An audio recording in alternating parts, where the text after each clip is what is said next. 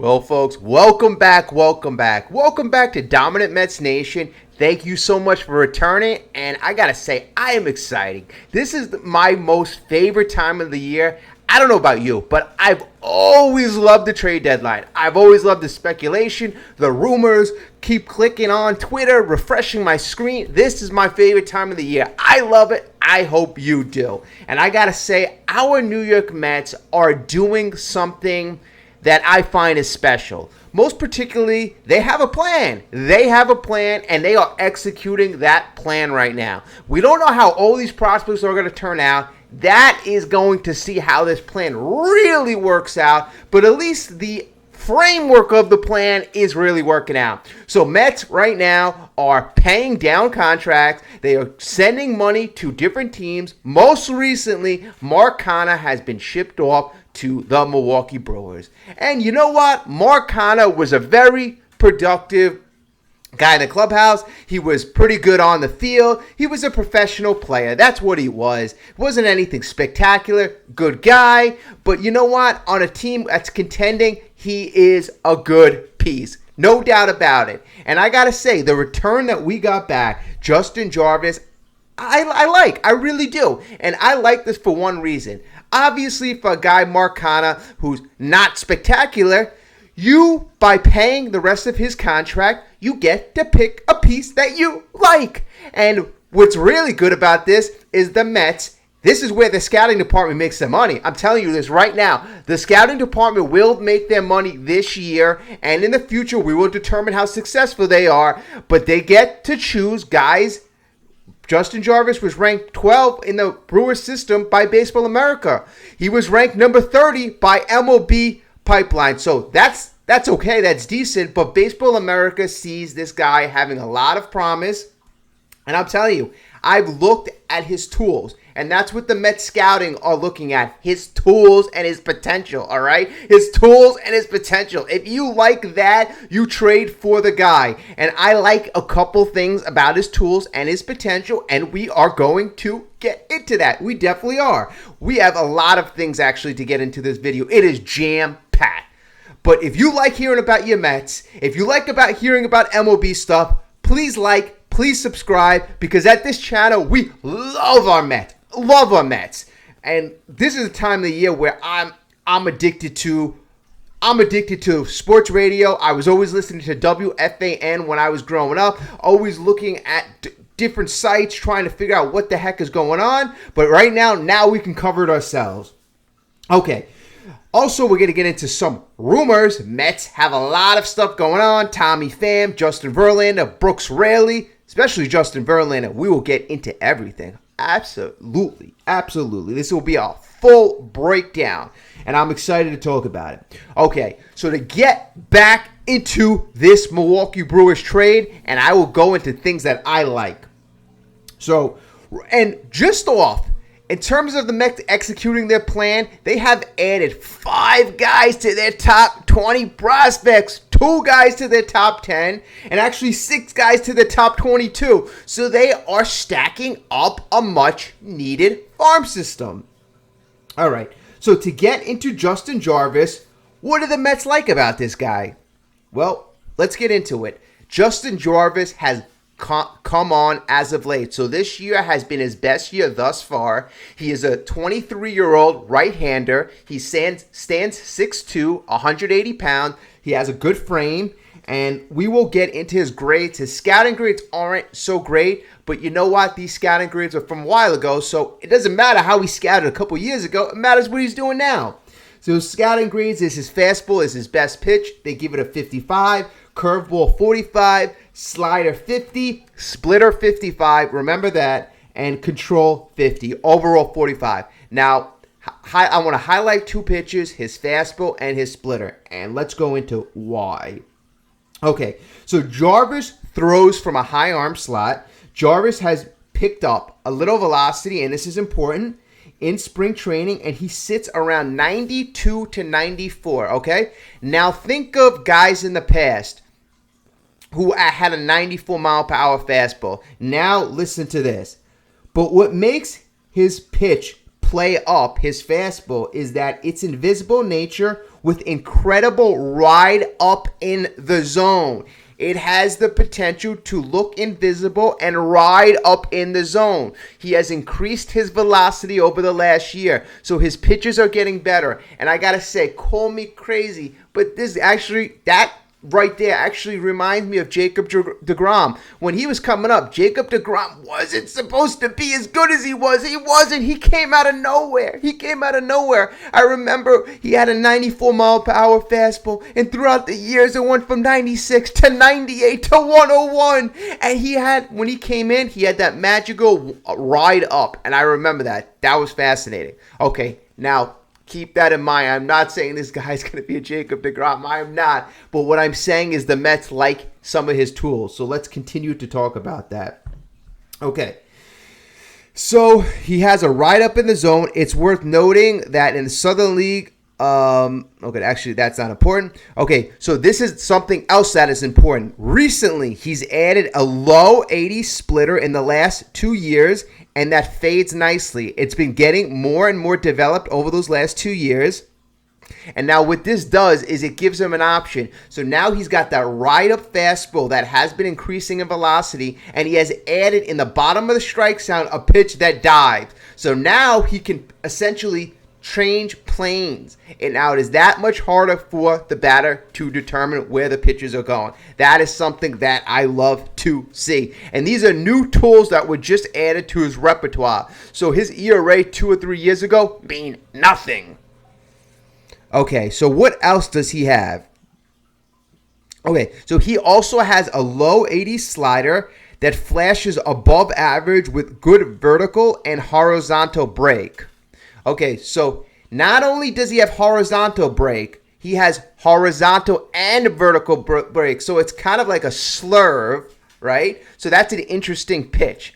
So he's got all these ways to change the plane on the plate, to confuse the hitter. He's got many tools. And the last tool that he has is he has a looping curveball that basically acts as an off-speed pitch. Okay, so Jarvis, the thing that he needs to work on from this is he needs to work the edges of the zone because he has command issues. Of course, guy has decent stuff.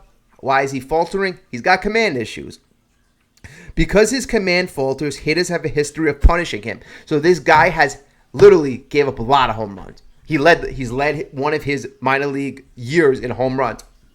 So thus far, if he works on his control, if his pitches continue to get better and better, that is a guy who could potentially ride up the system. And this is what you got to do. You got to pick guys right now that could potentially rise up, even if they're ranked 12, 20, 30. Who the heck cares? This is where scouts have to get paid. You pick those diamonds in the rough. Guys who aren't in the top 3 or top 2 in somebody's farm system, but have the potential to be. So this is where the Mets scouts have to earn their money. So thus far this year, Justin Jarvis stats. I said this was his best year. So right now his stats are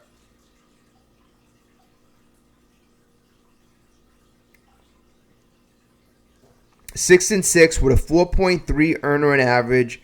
His whip is 1.42. He has 102 strikeouts in 87 innings. And I'm just looking at this right now. 2022 was a bit similar, 11-9 with a 3.83. So when I said these pitchers, his splitter he developed in the last 2 years. So it looks like the guy is coming on.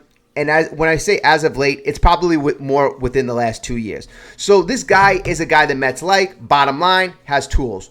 So let's get into the next part of the video. And let's talk about Tommy Pham before we get into Justin Verlander. Because I got to say, Justin Verlander, I want to take a little time on as well. Tommy Pham has interest from several ball clubs. One of those ball clubs being the New York Yankees. Another one of those ball clubs being the Philadelphia Phillies. So all of our rivals and NL East contenders, it's funny. They were interested in, I remember the Phillies, they're interested in Mark Canha too, but that didn't work out. But I'm interested to see where Tommy Pham goes. Billy Epler has said that the price is going to remain high on these players. Tommy Pham, I believe, has more value than Mark Canha, so I'm interested to see on the return package for that. Okay, so let's get into the Justin Verlander news. And there are a lot of hurdles to climb on this. There really are a lot of hurdles. Okay, so Justin Verlander has been warming up to the idea of being traded. Okay, so that's good because he has a no-trade clause. Anything you do has to rely on Justin waiving that no-trade clause. So it's good that he's warming up to the idea. Now, so there's going to be a lot of money exchange. The Mets have been paying off these contracts. They have been paying a lot of money to teams. Making a guy who's making $40 million, if you take up $25 million, the guy's only making $20 million. Makes a guy look a lot more attractive, especially a guy like Justin, who just won the Cy Young, and this year, as of late, is pitching to an ERA around 2. That is definitely worth $20 million this year, 100%. Is it worth $45? No, it's not, because you don't know. The guy could get injured. He's old. He could suddenly get older. So that's where teams were worried. So now, if we're going to get a Justin Verlander at about $20 million a year, okay, that might have more value. That is more enticing. But for the Mets to feel that it's worth it, they feel they have to get a better package than in the Max Scherzer deal.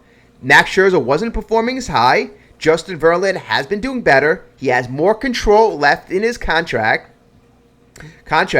And the Mets are going to be paying half of the contract. So why not get more value back than in the Max Scherzer trade? It only makes sense. It only makes logical sense. Okay, so you have a couple teams vying for the services of Justin Verlander. It seems like the Astros are in play. The Dodgers are in play. I've heard something about the Orioles. I don't know if Justin Verlander would approve going to Baltimore.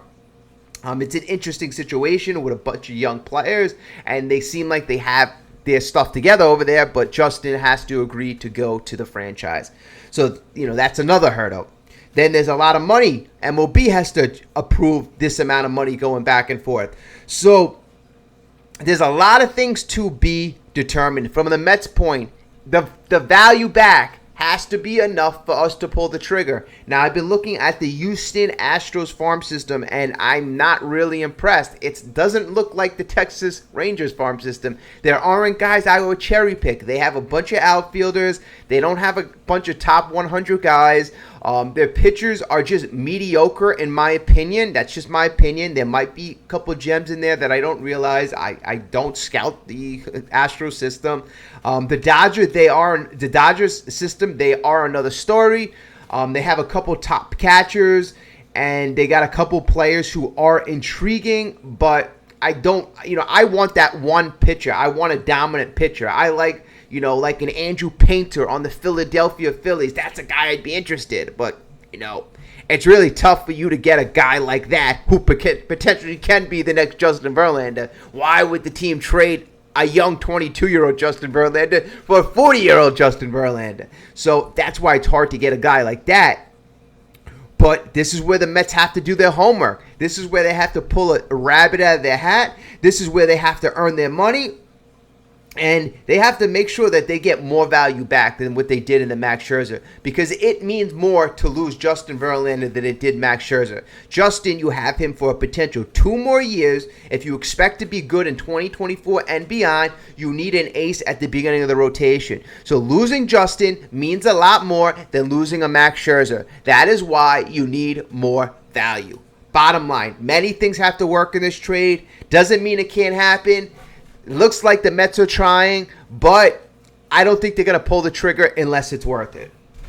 All right, so that's my take on Justin Verlander. If you have any comments on that, please drop them. And, okay, so next topics, who else is left? We just spoke about the Mark Canha trade. We just spoke about Tommy Pham real briefly. We spoke about Justin Verlander. All right, who's left? Who is left?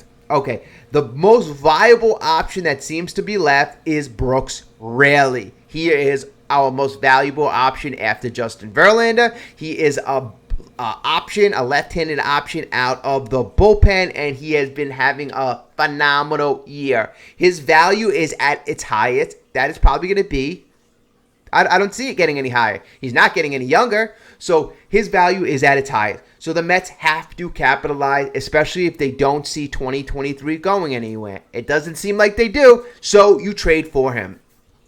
So I want to just bring something up real quickly. Okay, so for Brooks Raley.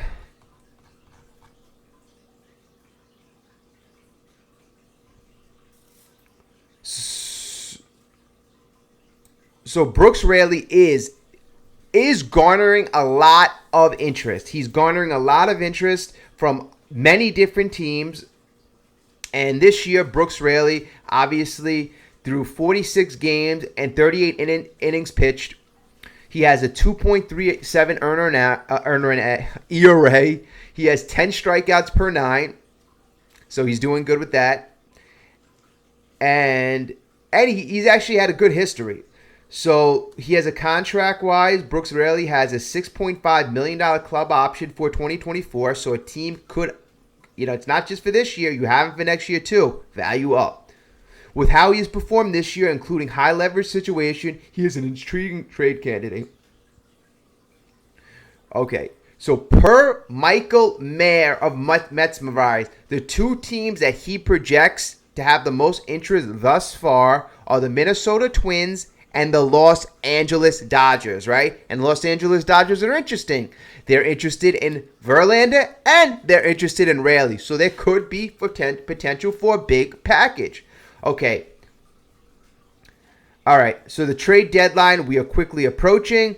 And I got to say, Raley's somebody that has to go. He really has to go. There's not an acceptable excuse to trade to keep him unless you're not getting value back. You need to keep your ask price high, and you need to ask for the moon. You need to ask for the moon. And honestly, I got to say this.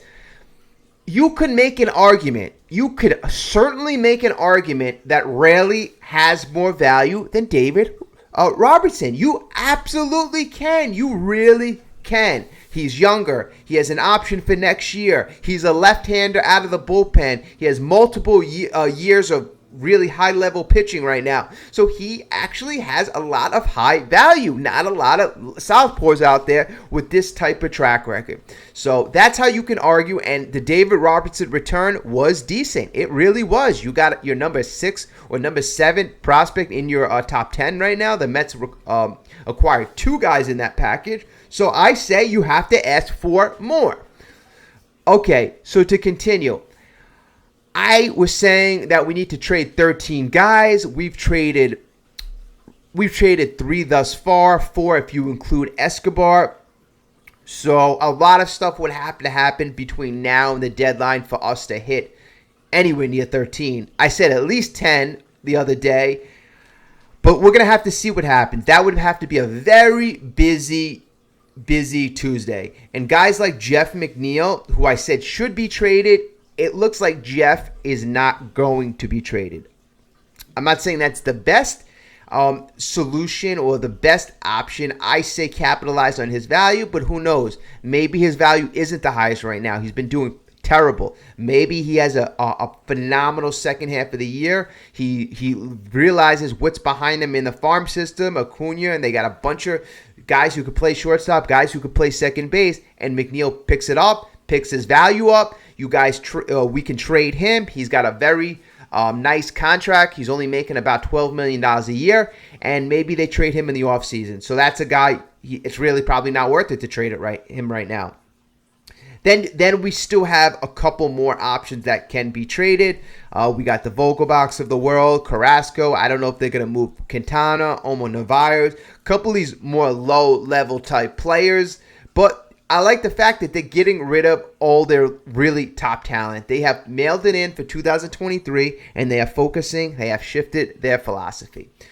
Okay, that's my update for tonight. We have a couple hours left until the trade deadline concludes. Any more news, I will try my best to jump on. I do work, so I can't.